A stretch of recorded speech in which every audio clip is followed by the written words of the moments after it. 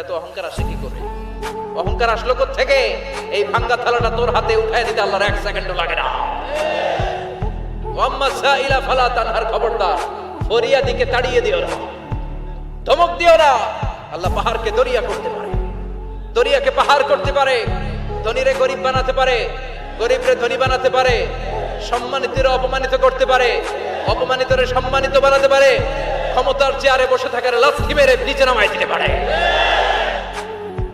আম্মা সাইলা ফালা তানহার, ফরিয়াদিকে ফিরিয়ে দিও না। বিশ্বনবী কখনো কেউ কিছু চাইলে ফিরিয়ে দিতেন না।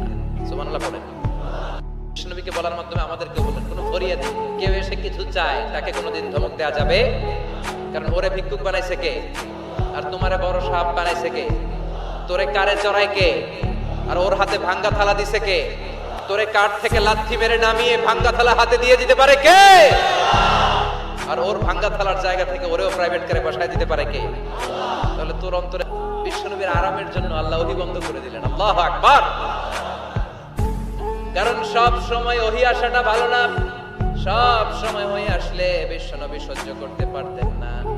কারণ মা আয়েশা বলতেন, শীতের রাতে যখন বিশ্বনবীর উপর ওহী নাজিল হতো, ওহীর প্রেসারে বিশ্বনবীর গলার দাড়ি দিয়ে ঘাম ঝরে ঝরে পড়তো।